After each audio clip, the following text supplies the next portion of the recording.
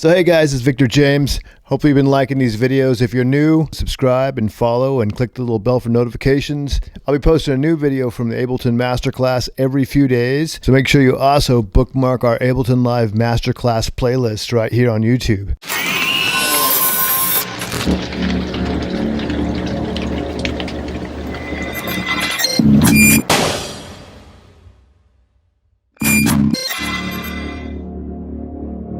Okay, so now we're going to get into clip automation. This is mixing by clip automation, which is kind of similar to how we'd be mixing over in Performance View, except we're going to be doing it clip by clip.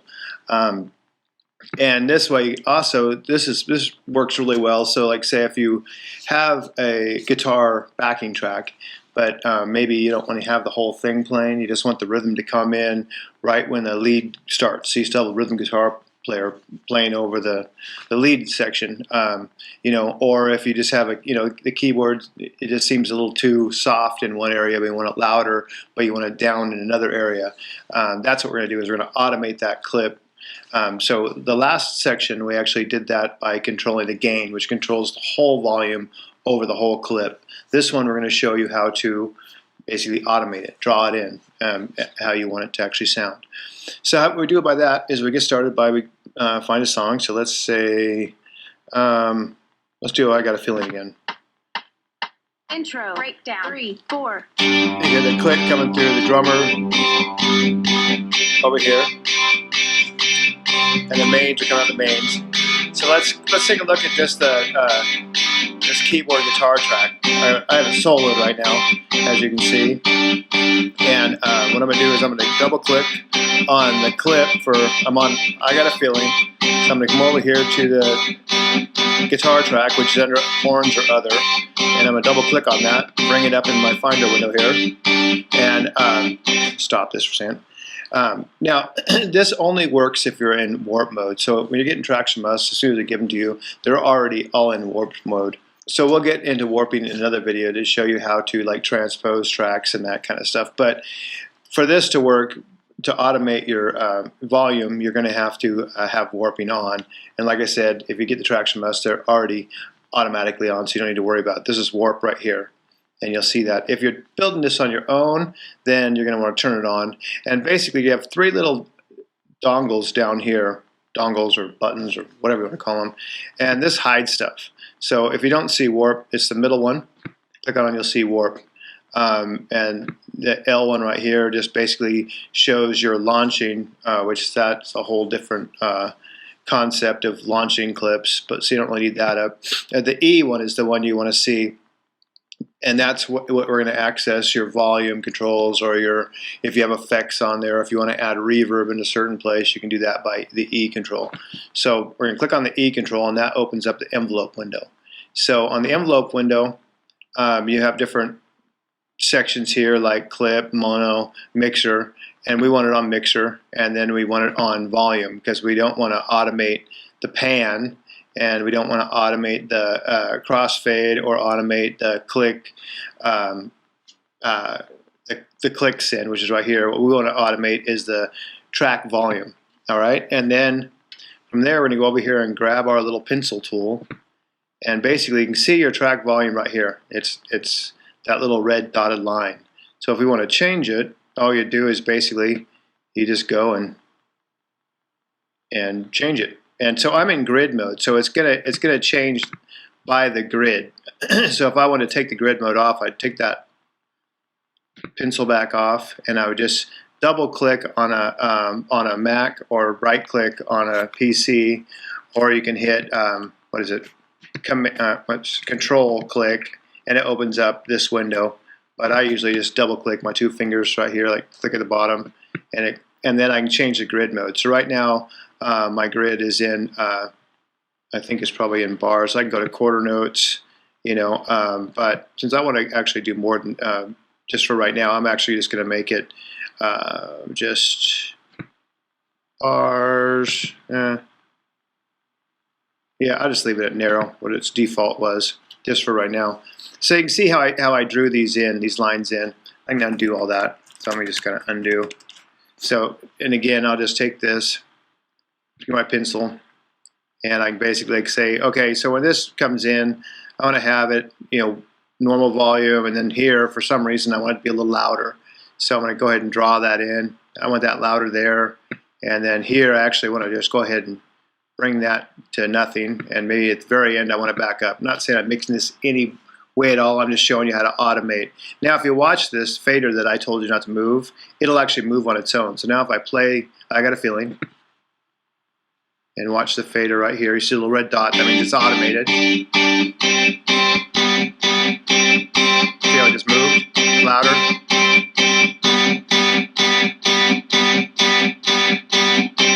And I can draw that while it's going on too, and be like, now it's going to drop back down. Take it out. And it's off. Bring it back up a little bit.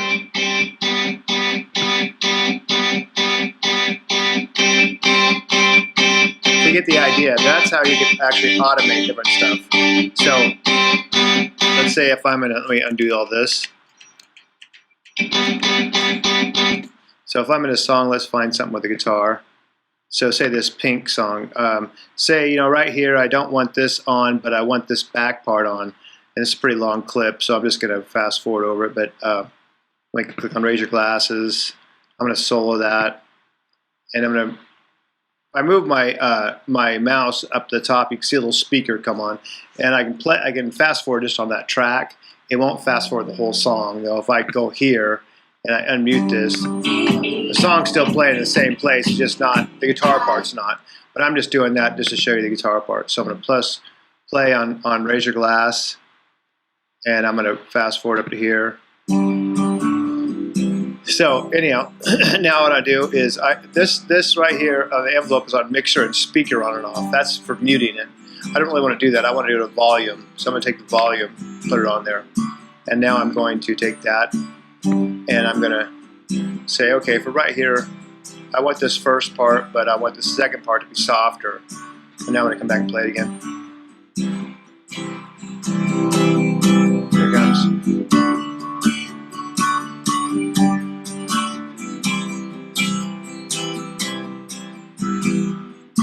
Now you want to be a little lower than that. Barely hear it. Just come again. So you get the idea. And also, if some of the tracks you get, you know, the click might not be directly on the grid. So what you have to do at that point is basically turn off your little pencil tool, right click over here. This is a grid. So you see these little lines. That's why we call it a grid. So you just right click and just turn it on off. And now you can just free draw that pencil any way you want to go. So I can actually take this right here and I can just draw, you know, however I want this to be. You know, I can go make it just insane automation if I want. And so I'm going to take this back here and play it here.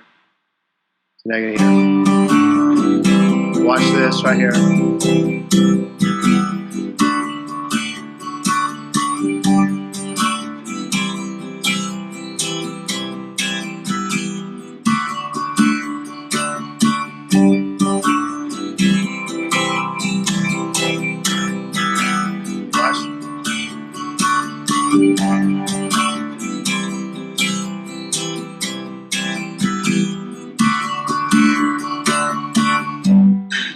So you get the idea. Anyhow, and then now let me if one part, if you just want to mute sections of a song out, like say you have, you know, here you can either take the volume all the way down and draw the volume down to nothing, and then it mutes it out, or you can actually go over and switch this from volume to speaker on and off. Which is if it's up, the speaker's on. If it's down, the speaker's off. This one you can't, there's no drawing like that. There's either off or on. So you either have up here or down here. So now if I play this right here, and it mutes. Except for I have it soloed so it won't mute. But if I did this, and you can see my mute button is on. But if it's back here, it's back on. Watch this.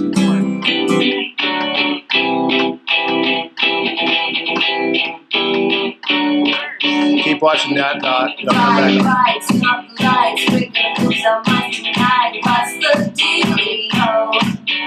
on. Touch 5 a.m. to the video call. Where's the rock and roll? Party crash. Now it's back on. So that's automating this, the yellow thing. That thing I said never to turn on and off. But if you automate it, it's all right, because when you go to the next track, even if this thing's automated on this track, watch. Now if I click on the next track, even though this is off, if I click on the next track, there's no automation on that track. So now it just came back on. So you're So I hope that makes sense. Basically, let's just do a real quick recap. So on automating a clip, instead of changing the volume by gain, you just basically click on the clip you want, and the warp will already be on if you get tracks from us. If not, you want to click on the warp. You want to do down here though. If you click on the warp, if you're doing this by yourself, you want to this little pull down where it says complex. If it's not drums, you want to make sure it's complex pro. You know, complex is fine, but complex pro is better to warp with, and that way you're not going to get weird little stags, stutters, and that kind of stuff. So anyhow, but yeah, so make sure that warp's on and complex pro. If you got traction from us and it's on complex, just leave it alone. Don't touch it. And then right here, if you don't see the envelope, that's this little button right here. You click on the E, you'll see the envelope, and then you want this on mixer. Right there, mixer, and you want this on volume. Volume. Grab your little draw tool, and you can either draw them on the grid, or you can right-click and turn the grid off. The grid are these little lines right here, and so now you can just free draw anything you want. You know, make it do it however you want it to react. If you want to mute, then instead of volume, you would go to speaker on and off, and basically wherever it's down is mute, and wherever it's up is unmuted. Turn this back on the quarter note. So if I went like this and went and played this right here, watch this track. 3, 4.